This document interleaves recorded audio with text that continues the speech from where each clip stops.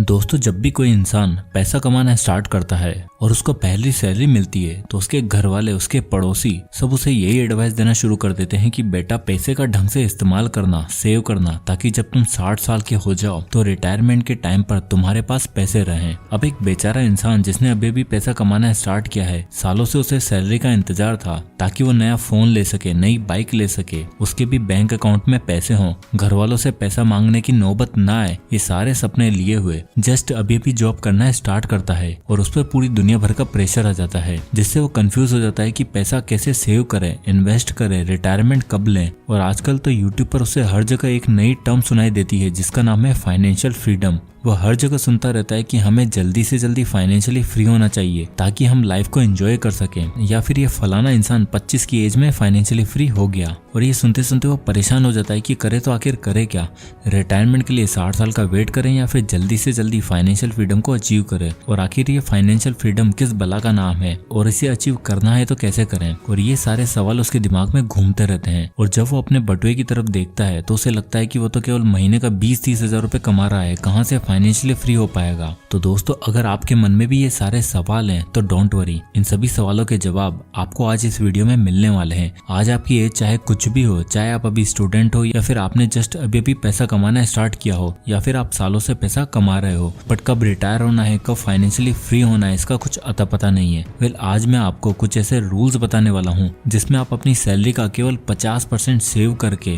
और कैसे अपने महीने का केवल 15,000 रुपए इन्वेस्ट करके जल्दी से जल्दी रिटायर हो सकते हो और आपको 60 की एज तक काम करने की जरूरत नहीं पड़ेगी। और ये सब मैं इतनी आसान भाषा में समझाने वाला हूँ जिन्हें केवल 10 से 12 साल का बच्चा भी बड़ी आसानी से समझ सकता है। तो बिना किसी देरी के शुरू करते हैं।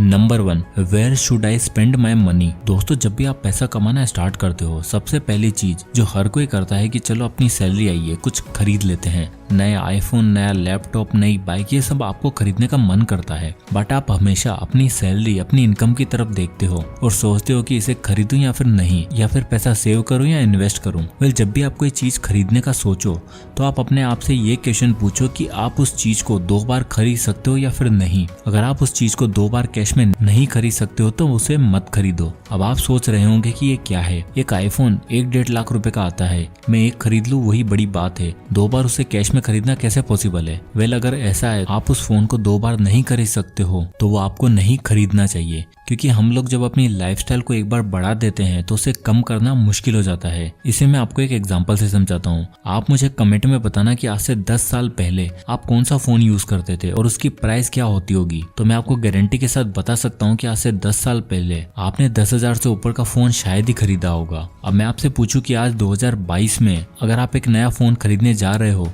तो आपका जवाब बिल्कुल उल्टा होगा। शायद 95% लोग आज के टाइम पर 10,000 से ऊपर का ही फोन खरीदेंगे। शायद ही आज के टाइम पर कोई ऐसा होगा जो 10,000 से नीचे का फोन खरीदेगा। तो पॉइंट ये है कि लाइफस्टाइल को अपग्रेड करना, ऊपर ले जाना आसान है, बट उसे वापस नीचे लाना बहुत मुश्किल है। तो मुद्दे की बात यह है कि आप जो भी चीज खरीदना चाहते हो, अगर आप उसको 2 बार नहीं खरीद सकते हो तो स्किप इट। ऐसी चीजें खरीदो जो आपके बजट में हो और जिसे आप 2 बार खरीदना अफोर्ड कर सकते हो। Point number 2, where to invest my money. अब यहाँ पर बहुत से लोगों के मन में ये सवाल होता है कि मुझे इन्वेस्टिंग नहीं आती है तो मुझे अपना पैसा कहाँ इन्वेस्ट करना चाहिए। क्या मुझे स्टॉक्स में पैसा डाल देना चाहिए, म्यूचुअल फंड ले लेना चाहिए, या फिर उन पैसों को एफडी करा देनी चाहिए। आप अगर स्टॉक मार्केट में इन्वेस्ट करना चाहते हो तो सबसे पहले आपको ये देखना है कि स्टॉक मार्केट काम कैसे करता है। उसके लिए आपको आजकल काफी वीडियोस मिल जाएंगे या बुक्स में आप पढ़ सकते हो कि स्टॉक मार्केट काम कैसे करता है।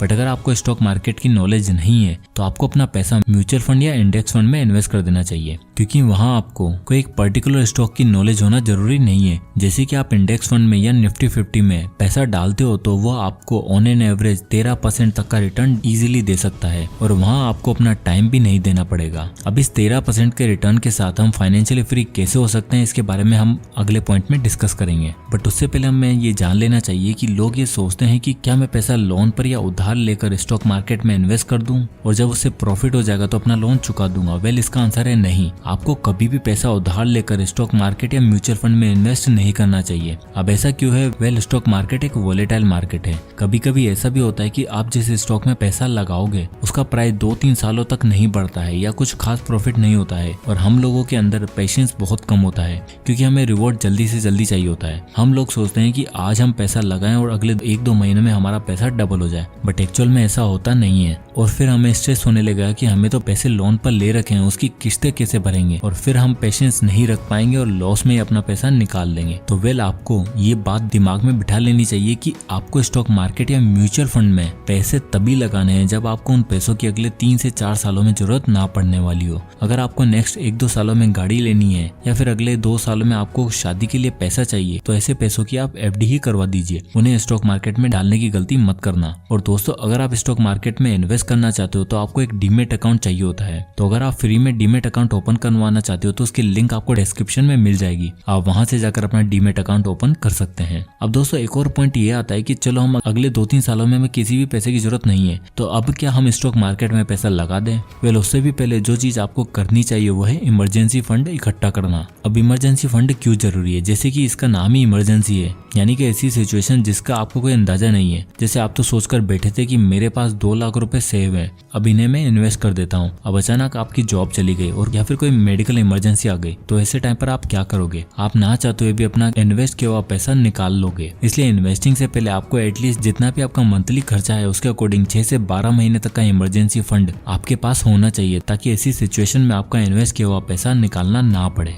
अब आता है point number 3, when to retire. अब आजकल हर कोई बोलता रहता है कि यार मुझे रिटायर होना है, मुझे ये नौकरी नहीं करनी है, ना बॉस के ताने सुनने हैं, मैं तो बस चाहता हूँ कि सारे काम वाम छोड़कर गोवा जाऊं और वहां मैं आराम से बीच पर बैठकर बियर वियर पी सकूं और लाइफ एंजॉय करूं। वेल, सबसे पहले तो हमें रिटायर की डेफिनेशन समझनी होगी। पहले के टाइम में रिटायरमेंट का मतलब होता था कि 60 की एज के बाद रिटायर होना, देन उसके बाद फ्री बैठे रहना और कोई काम वाम ना करना। वेल, मॉडर्न वर्ल्ड में रिटायर की डेफिनेशन थोड़ी अलग है। आप कितने ही दिन गोवा में बीच पर बिना काम करके एंजॉय कर पाओगे? 1 महीना, 2 महीना, 6 महीना, लेकिन उसके बाद आप फालतू बैठे बैठे ही पागल हो जाओगे। रिटायरमेंट या फाइनेंशियल इंडिपेंडेंस का असली मतलब ये है कि आपको पैसा कमाने के लिए कोई ऐसा काम करने की जरूरत नहीं है जिसे करना आपको पसंद नहीं है। आप अपने हिसाब से अपना काम चूज कर सकते हो और जब चाहे उसे कर सकते हो। रोजाना आपको ये चिंता करने की जरूरत नहीं पड़ेगी कि आज मुझे जॉब पर जाना है, अगर नहीं गया तो सैलरी नहीं मिलेगी, तो फिर मेरा काम कैसे चलेगा, वगैरह वगैरह। अब मैं आपको एक चीज बताना चाहूंगा कि आप सोचते होंगे कि अगर मैं पैसा ज्यादा कमाऊंगा तो मैं जल्दी रिटायर हो जाऊंगा। वेल, ये जरूरी नहीं है। ये फर्क नहीं पड़ता है कि आप ज्यादा कमाते हो या कम।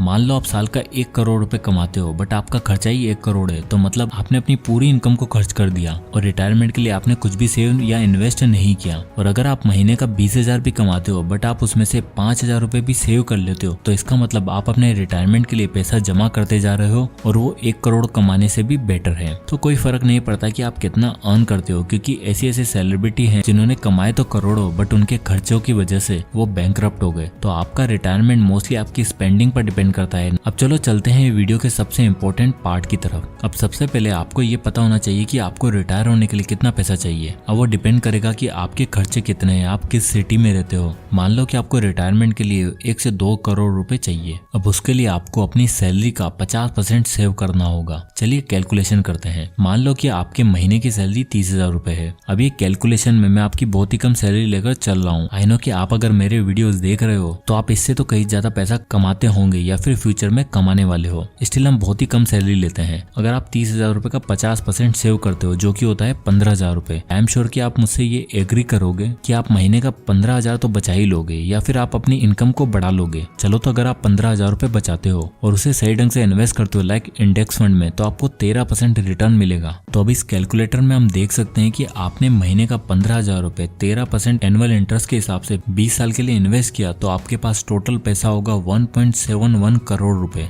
तो अब आप आराम से रिटायर हो सकते हो। अब आप यहाँ पर अपना अमाउंट या टाइम अपने हिसाब से बदल सकते हो। आपको ज्यादा अमाउंट चाहिए तो आप सेव ज्यादा कर सकते हो या फिर अपनी इनकम को बढ़ा सकते हो। अब चलो, आपने 1.7 करोड़ रुपए इकट्ठे कर लिए। अब आप कहोगे कि अब मैं इनको खर्च करने लग गया तो कभी ना कभी तो पैसा खत्म होने ही वाला है, और इन्फ्लेशन का क्या होगा, वो भी तो बढ़ता जा रहा है, महंगाई बढ़ती जा रही है। ये पैसे अभी ठीक लग रहे हैं बट क्या बाद में इतना इनफ रहेगा? वेल, इसे समझने के लिए हमें एक रूल को समझना होगा जिसे 4% रूल कहा जाता है। अब हमें पता है कि इंडिया का इन्फ्लेशन 7 से 8% का रहता है। मान लो कि इन्फ्लेशन 8% से ग्रो हो रहा है, तो हमें अपने पैसों को 5% की रियल ग्रोथ से बढ़ाना होगा। अब रियल ग्रोथ क्या होती है इसे देखते हैं। जैसे कि इन्फ्लेशन 8% है और निफ्टी 50 में आपको रिटर्न मिलेगा 13% का, तो रियल ग्रोथ होगी 13 - 8 = 5%। यानी कि महंगाई बढ़ती भी जाएगी तो भी आपका पैसा 5% एक्स्ट्रा से ग्रो होता रहेगा। और अगर आपके पास 1.71 करोड़ रुपए हैं, उनमें से आप साल का 4% भी विड्रॉ करते हो और उनसे अपना सारा खर्चा निकाल लेते हो, तो 1.71 करोड़ का 4% होगा 6,84,000 रुपए, यानी कि महीने का 57,000 रुपए। यानी कि मोटा मोटा देखा जाए तो आपके टोटल फंड से अगर महीने का 4% भी विड्रॉ करते हो, यानी कि महीने के आप 57,000 रुपए भी खर्च कर देते हो,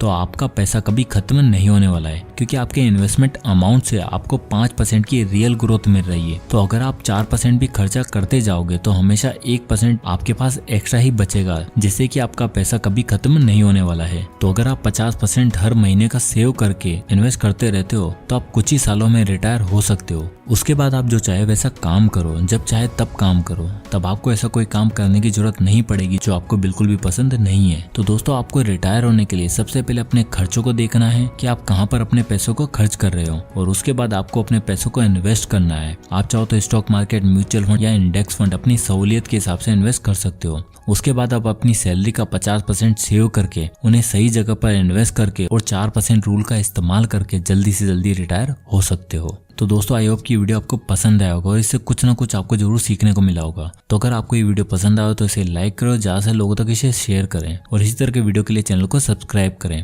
और आप किस टॉपिक पर वीडियो चाहते हैं मैं कमेंट करके जरूर बताएं। तो मिलते हैं नेक्स्ट वीडियो में, तब तक के लिए जय हिंद।